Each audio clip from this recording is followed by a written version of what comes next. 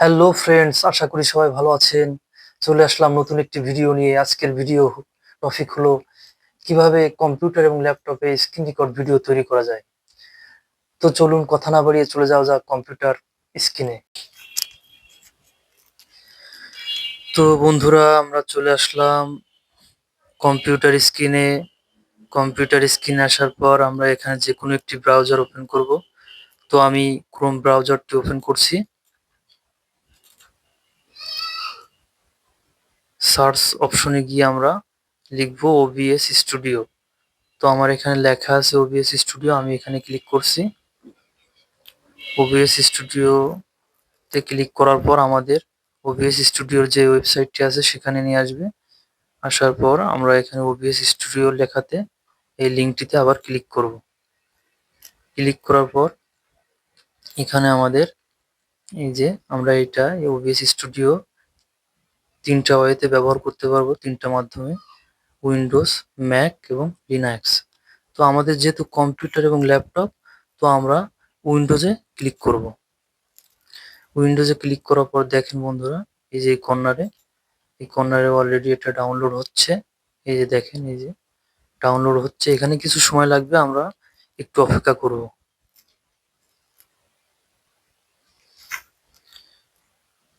তো বন্ধুরা দেখেন, এটা ইনস্টল হয়ে গেছে। এই দেখেন। এখন আমরা এই যে show file, show in folder, এখানে ক্লিক করব। ক্লিক করার পর এই যে এটা আমাদের যেখানে ইনস্টল হয়েছে, সরি ইনস্টল বলতেছি, ডাউনলোড হয়েছে, সেখানে নিয়ে চলে আসবে।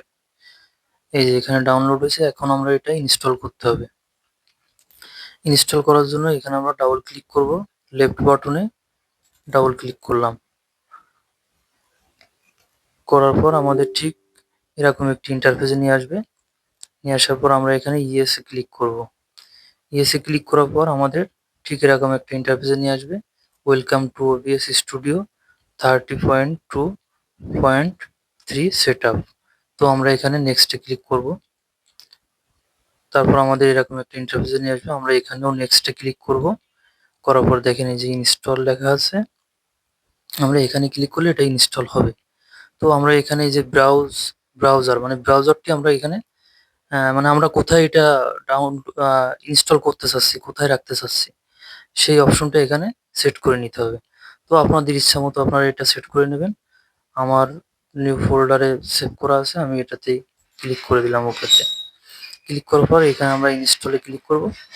ইনস্টলে ক্লিক করার পর দেখেন এটা ইনস্টল হচ্ছে।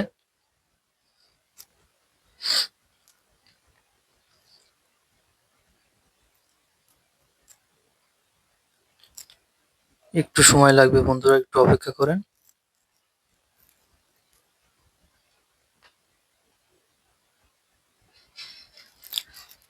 তো দেখেন বন্ধুরা, এটা প্রায় ইনস্টল হয়ে গেছে। হ্যাঁ, এটা ইনস্টল হয়ে গেছে। দেখেন বন্ধুরা, এই যে এখানে ফিনিশ লেখা, আমি ফিনিশ লেখাতে ক্লিক করব।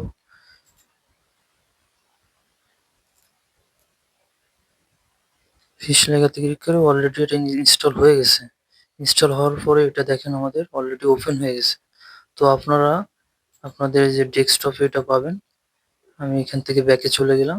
এই যে ব্যাকে যাওয়ার পরে যে ডেস্কটপে এটা এরকম একটা লোগো ওবিএস স্টুডিও, এখানে আপনারা ডাবল ক্লিক করে ওপেন করতে পারবেন। এখানে ডাবল ক্লিক করে ওপেন করতে পারবেন। এই যে ওপেন হয়ে গেছে।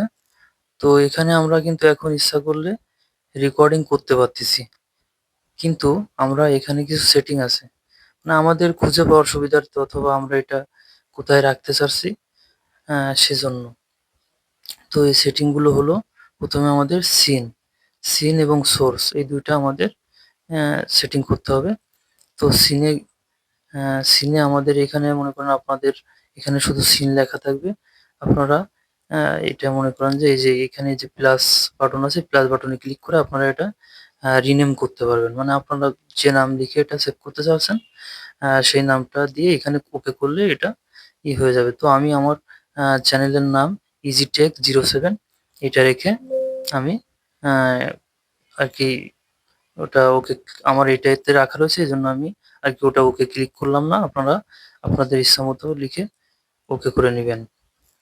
তো তারপর আমরা যাবো হচ্ছে সোর্সে। সোর্সে যাওয়ার পরে এখানেও ঠিক একইভাবে এই যে প্লাস বাটন, এই প্লাস বাটনে আপনারা ক্লিক করবেন। ক্লিক করার পরে এই যে একটু নিচে এসে দেখবেন ডিসপ্লে ক্যাপচার, এই ডিসপ্লে ক্যাপচারে আপনারা ক্লিক করবেন। তো ডিসপ্লে ক্যাপচারে এখানে 2 আছে, ডিসপ্লে ক্যাপচার 3 আছে। তো এখানে নতুন করে আরেকটা 4 তৈরি হয়েছে। তো আমি 4 টা রাখতে চাচ্ছি না, আমি 3 তে রাখতে চাচ্ছি। তো আমি এটা কেটে দিয়ে আমি এই 3 তে রাখতে চাচ্ছি। 3 তে রাখার পরে দেখেন এই যে আমার এখানে কিন্তু অলরেডি একটা ডিসপ্লে এই যে শো করতেছে। এই যে মাউসের পয়েন্টারটা আমি যেদিকে নিচ্ছি সেদিকে যাচ্ছে, এই যে ওই ভিতরে আরেকটা মনিটরে দেখা যাচ্ছে।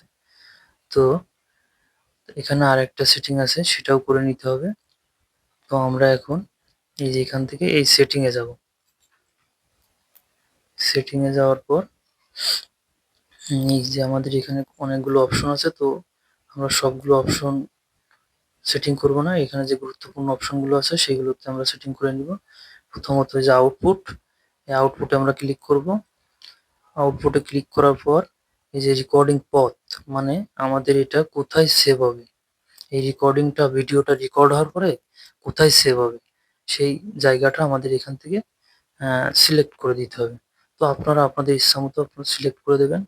আমি ডেস্কটপে রাখতে চাই, ডেস্কটপে এই যে আমি এখানে রাখতে চাই, সেজন্য আমি এটা সিলেক্ট করে সিলেক্ট ফোল্ডার, এই যে এখানে সিলেক্ট ফোল্ডারে ক্লিক করলাম।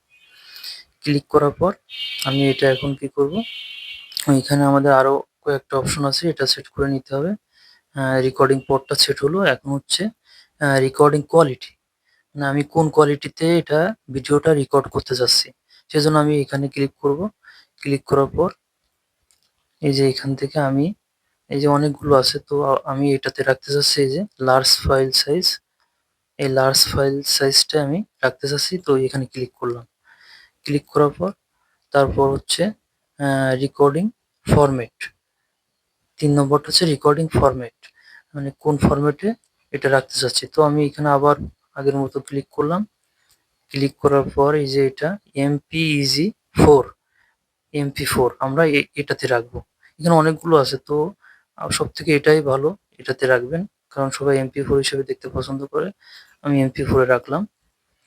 রাখার পর তারপর হচ্ছে ভিডিও ইনকোডার, ভিডিও ইনকোডার এখানে সফটওয়্যার এক্স 264 এটাতেই রাখবেন, যেটাতে আছে এটাতেই থাক, এটাতেই থাক। তারপর